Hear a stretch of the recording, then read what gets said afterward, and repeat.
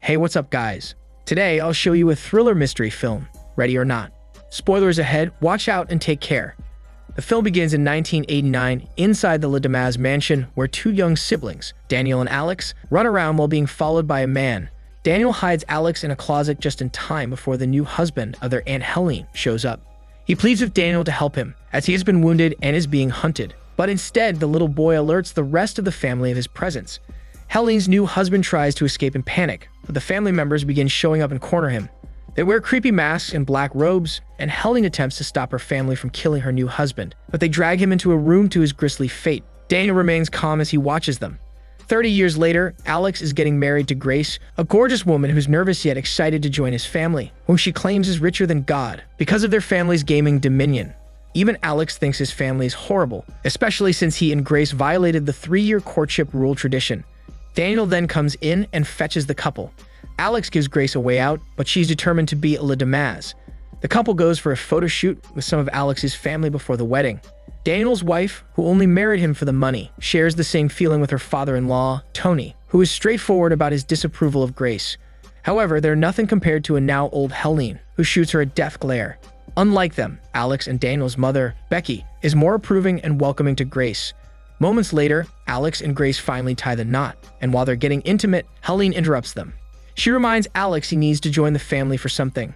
As Helene leaves, Alex explains to Grace that as per tradition, with every new addition to the Le Damas family, the new member must play a game with the family members at midnight. Alex adds that it's a kind of initiation since they get their money from games, and the new member doesn't need to win. They just have to play. Although it's ridiculous, Grace will do anything for Alex's family to accept her as the new member of Le Damas. The newlyweds reunite with the family downstairs, where Grace meets Alex and Daniel's sister, Emily. She comes with her husband, Fitch, and her 2 boys.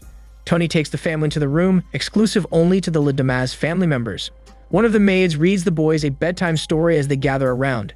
Tony explains to Grace that the tradition was started by his great-grandfather, who made a deal with a mysterious benefactor, Mr. LaBelle.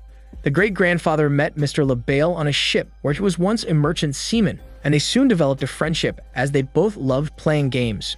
Mr. LaBelle granted the great-grandfather and his future generations their wealth and a special box, but the great-grandfather had to give his part of the bargain.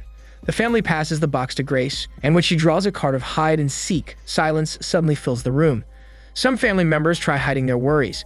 Before the game, Tony instructs Grace to hide until dawn to win and wishes her good luck. As she leaves to hide, Tony places a disc on the phonograph before joining the rest and arming themselves. Everyone chooses guns except for Fitch and Becky, who get crossbows, while Helene holds an axe. Grace hides in a dumbwaiter lift as the Le Damases go off to find her, while Alex uses one of the secret doors to warn his new wife. Not long after, Grace leaves the dumbwaiter lift and wanders around the halls, while the maid panics as she has fallen asleep and the boy has left his bed. As the maid looks for him, Alex grabs Grace into a room and hides beside the bed. The maid walks to leave the room after hearing some noises, but then by mistake, Emily shoots her in the face with a shotgun, blowing up her head. Emily calls the family cheerily, thinking she shot Grace, but then she realizes her mistake. Helene and Tony help each other drag the maid's body out of the room, while Grace sits there beside her husband in horror at what she just witnessed, thinking that it's not a hormone hide-and-seek game, it's for real. As they leave, Alex takes a shaken-up Grace into a secret door leading to the tunnel, where he reveals the truth. Hide and seek is a bad game among others, because for the Le Damases, they will die if they fail to find and kill the new addition to the family before sunrise. The Le Damases have a long list of people who died after refusing to play a game. Alex admits to keeping everything a secret until the wedding, because he knows she will leave him if he tells her.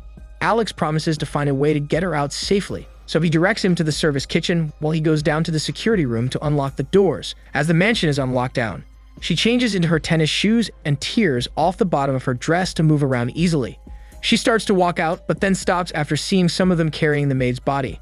They immediately drop the body to incapacitate her, but then a high Emily appears and starts wildly firing at Grace, but she misses. Grace runs away while Tony yells at Emily angrily. She hides, but then Daniel finds her as he comes out of another secret room. However, Daniel doesn't care about the hunt, but he needs to call the others, so he gives Grace a 10-second head start before alerting everyone. As Grace runs to hide, Daniel yells to alert the others, and his wife is the first one to come. The wife immediately knows that Daniel has lost Grace, but couldn't care less.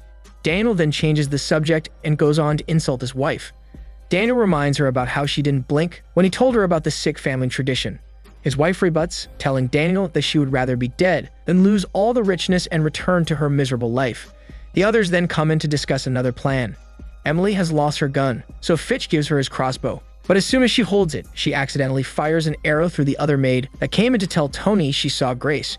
Fitch takes his high wife out of the room, while Howling chops off the maid's head when she won't stop groaning. Becky then suggests using the cameras to find Grace, and the other agrees. But Howling is firmly against it, as it's a disrespect for the tradition. Becky stops the argument between Tony and Helene, and then instructs Tony and Daniel to turn on the cameras, while the rest fan out to find Alex and Grace. Meanwhile, Grace returns to the exclusive room, wears the ammo belt, and takes the rifle. She hides in the kitchen, while Alex tries to turn on the cameras and disable the locks on the doors and windows. The butler comes into the kitchen to make tea, but then he hears Grace loading her rifle. He continues making his tea, like he didn't hear her, but Alex successfully unlocks the doors and windows. As he checks it, Grace pulls the trigger on him. However, no gunshot is heard, and the butler tells her that the ammo and rifle are just for display. The butler takes the ammunition from her and advances toward her, but Grace smashes the teapot on his face and manages to escape him. After seeing his wife evade, Alex destroys the monitor just in time before Tony and Daniel barge into the control room. Tony attacks his son, so Alex fights back, but Daniel talks him down, only giving Tony a chance to knock Alex out.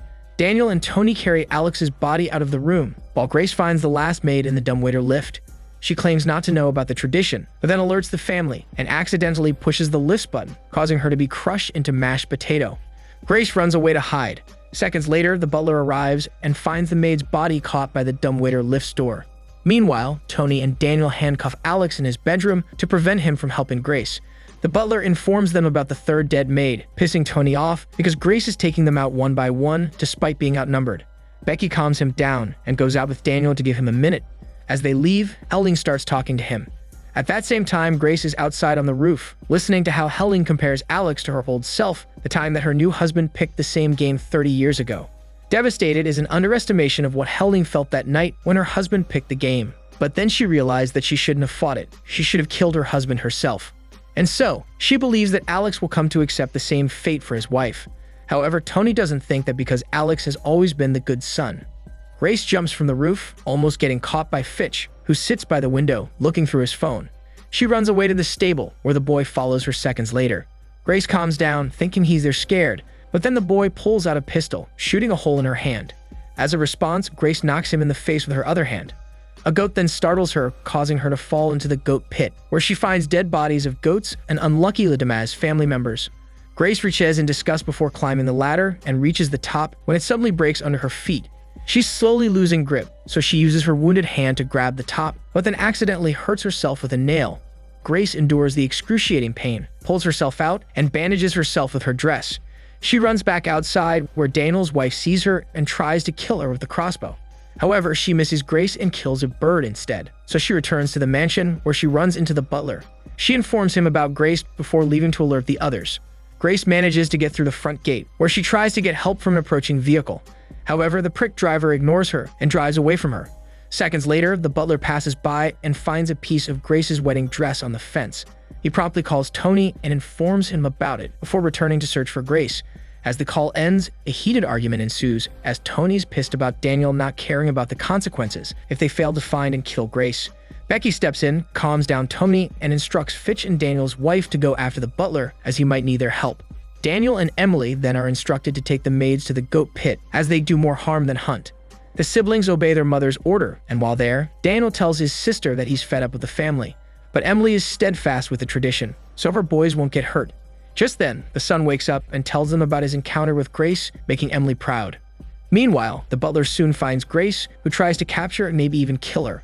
So Grace fights back and strangles him with a piece of her dress before driving away with his car, unaware that he's only pretending to be dead and is still alive. As she drives, Grace talks to a customer service agent to call for help. However, the car was reported stolen, so the agent shuts down the car, leading to the butler finding Grace and tranquilizing her. He video calls the family as he drives back to the mansion and informs them that he has Grace. After that, he plays a piece of loud classical music on the radio, not noticing that Grace has woken up. The family, who still can see them through the video call, tries to warn the butler from Grace, but he's too busy celebrating his triumph. So Grace kicks him twice in the head, making him lose control and causing the car to roll into a field. Although upside down in the car, Grace survives and gets out, while the butler is finally dead. However, Daniel finds her. This time, he doesn't let her go, but instead knocks her out, as he realizes he can't let his family die just because of one woman. Tony then comes out from behind the tree and helps Daniel take Grace back to the mansion. Meanwhile, Becky goes to Alex's room and talks to him, saying that she believes that although he loves her, he will eventually stick to his family's wishes. However, Alex looks her straight in the eyes and firmly tells her that he will kill her himself if Grace dies. Alex then reveals that he left because he realized he would do anything if his family said it was okay. He did the things that aren't normal for a kid to do, and it scared him that all of it felt normal. So when he met Grace, who made him feel like he could be good, Alex knew that he would choose her over them, but Becky believes she knows him better than Grace. As thunder rumbles outside, the family, now wearing their robes, places Grace on the altar, ready to sacrifice her to Mr. LaBelle. They pass around a chalice and drink from it, while all recite in Latin. As Daniel takes the chalice last and Tony prepares to kill Grace, all of them, aside from Daniel, start violently puking blood one by one. Daniel, who has poisoned them, frees Grace. At that same time, Alex frees himself by grinding up the foot of the bed with a handcuff. Daniel explains to Grace that the poison he gave them is not enough to kill them. He tries to get Grace out, but his wife finds them, and knowing he's no longer on their side, she shoots her husband in the throat.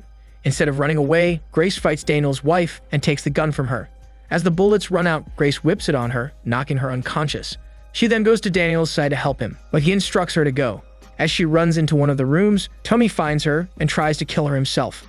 However, Grace is no longer scared, so she grabs the lantern and smashes his old face with it, knocking him out. After that, she tosses the lantern away before running again, causing the curtains to catch fire. Meanwhile, Alex finds his brother and tries to save him, but he's too late. At that same time, Grace faces Becky, who tries to strangle her to death. Grace pulls the tablecloth, grabs Mr. LaBelle's box, and bludgeons Becky to death with it. Alex then calls her attention, having witnessed how Grace killed his mom while cursing their family. He tries talking to her, but upon seeing the look on her face, Alex realizes she will never stay with him. So he turns on her and holds her captive before yelling at the others. Tony and Emily gasp in shock after seeing Becky's dead body, but Helding stops them from mourning as the sun has almost risen. They continue with the ritual by holding Grace themselves. Helding takes the lead on hailing Satan, but Grace claws Helding's hand, causing the dagger to go through her shoulder. She removes the dagger, gets off the table, and holds it toward them while screaming. They then see the light, and fear is evident in their eyes, even Alex. Helly immediately looks at the empty head seat and asks for Mr. LaBelle's forgiveness. As they recoil in horror from their impending death, nothing happens. Helling takes this chance and grabs the axe to kill Grace when she suddenly explodes into a bloody mess. The horror returns as the family realize that they're going to die as they fail to kill Grace.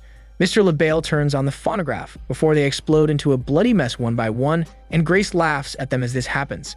Alex tries to weasel his way back to Grace by asking for forgiveness, but she hands him the wedding ring and says she wants a divorce just in time before he explodes into a hormone mess.